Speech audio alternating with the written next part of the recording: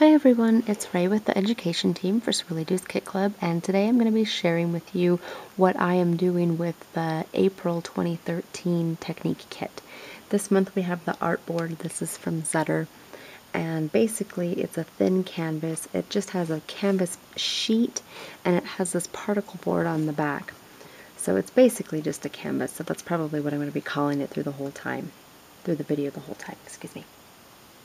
We also got the Art Anthology spray in Warm. It's a coloration spray. It's really unique. And this, which is a dimensional gel paint, and they call it Sorbet. So I hadn't used either one of these products before, so I wasn't quite sure how they would work, and so I practiced before I actually got started, and I'll just show you my practice board. It looks like it's a mess, because I was just seeing what I wanted to do with this stuff. And the first thing I did is I used some of this spray and I sprayed it on and it pooled, and so I picked a paper towel up and I was trying to splotch it on there so that I would pick up the excess because I just wanted to see what it would do. And it turned that brownish color gray. It takes all of the brown off. And so I thought that was kind of a unique property. So when I do my project, I'm going to be sure not to do that because I have a habit of putting the paper towels on there just to soak stuff up. And so I figured that part out. I figured out that I didn't like the way that it looked on the cheesecloth because it's too dark. And I didn't want, the other part is there's bead gel in this kit, and I was pretty sure I wanted to use it with the mask, but I didn't want to put it on over this spray because I don't like the way that it looks. It's not going to go with the idea of the project that I have in my head. So I also used some of that Sorbet Dimension paint and I put it on here. It turns coppery. It looks kind of pinkish in the bottle, but it will turn a copper color. So based on all of my trial and errors, I've pretty much decided what I want to do, for the background at least, and then we'll just kind of see what happens. I'm sure everybody is the same way. So the first thing that I am going to do is I'm going to use some of this spray.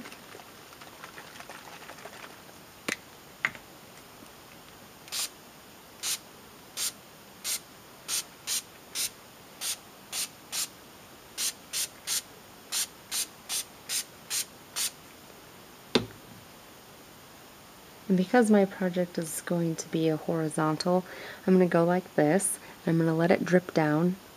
And when it gets close to the edge, I'm going to turn it back over. And I'm going to keep doing this until it's pretty much dry, until I don't see any more of the product running down.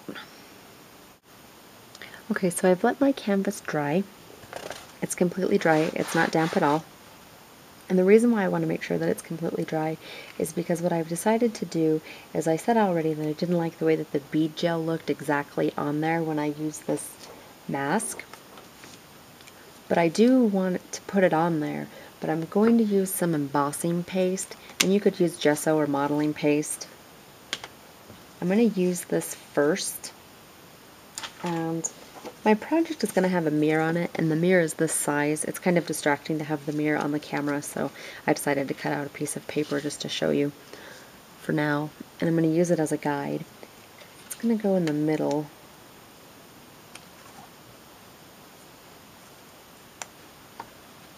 So that part's going to be covered up. So I'm going to take this mask, and I'm going to use some of this embossing paste.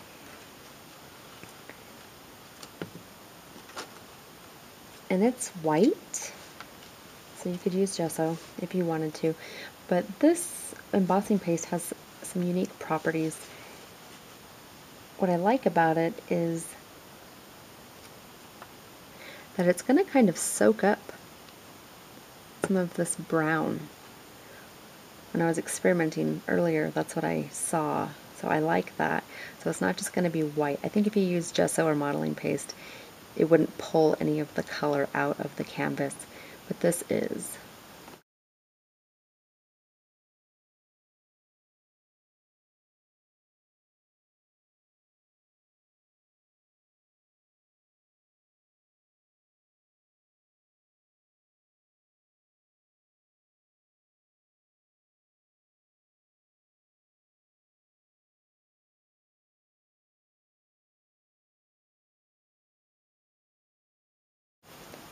So the next part that I'm going to do is I'm going to use the chipboard gate that comes in the kit, and I'm going to use a faux patina finish on this.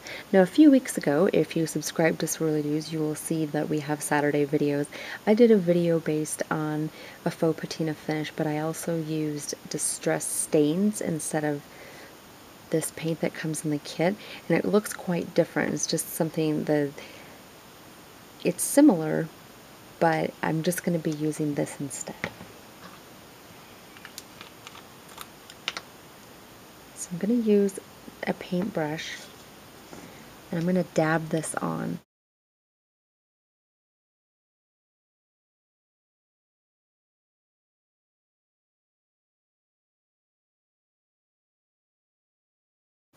So I'm going to turn this into the faux patina finish that this side is. This is completely dry now, using the Art Anthology Dimension Gel Paint. And my next step is going to be to create some darker layers. And so I'm just going to use black archival ink, and I'm going to run it across, and it's going to pick up black on all of the little points, the little nips in the dimensional paint. And I don't want to use too much black, just a tiny bit. And then I'll use brown. Both of these are the same type of ink, just different brands, but they're for every surface.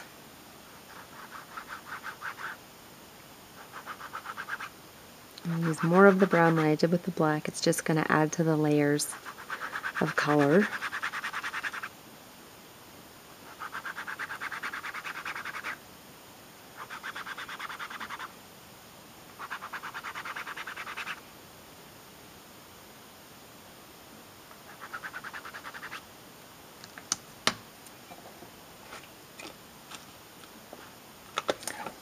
I'm going to use some teal chalk ink and just press it in random spots.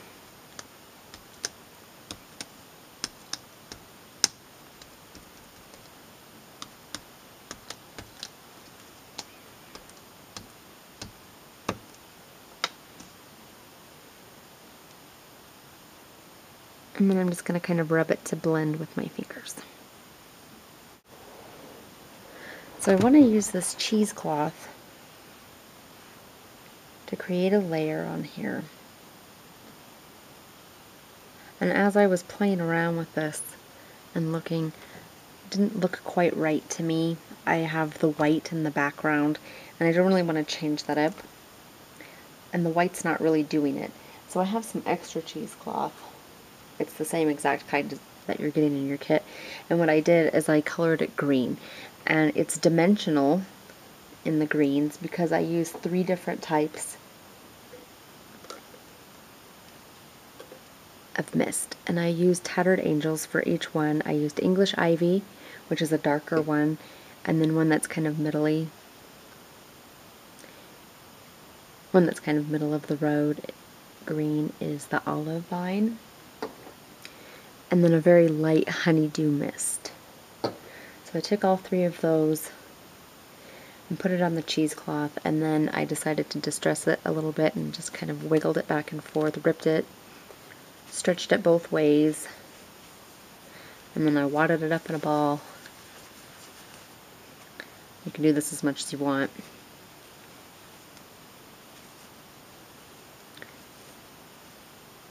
So now you have this piece that has a lot more dimension, and it's not going to look as soft as the white, but it's definitely going to go better with my background to give it some contrast.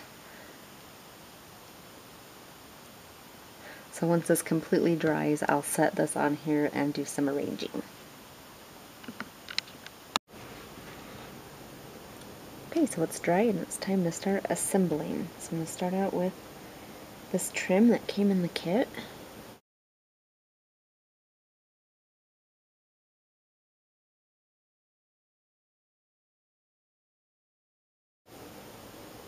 So this is the basic design, even though there's a lot of stuff on here. I'm still going to add a few more things, and I'm not quite sure how it's going to go. I will fast forward through it all, but my plan is to use some of these buttons from the main kit and one of these butterflies. And I don't really plan on doing much with a butterfly because I love the way that wood looks. It's such a beautiful wood and it goes so well with this project.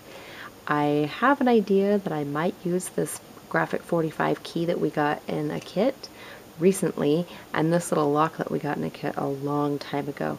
And I'm also going to put a title on here because I like to have titles on everything, and it's going to say Find Your Inner Beauty, and I'm also going to use some of these pearls that also came in the main kit.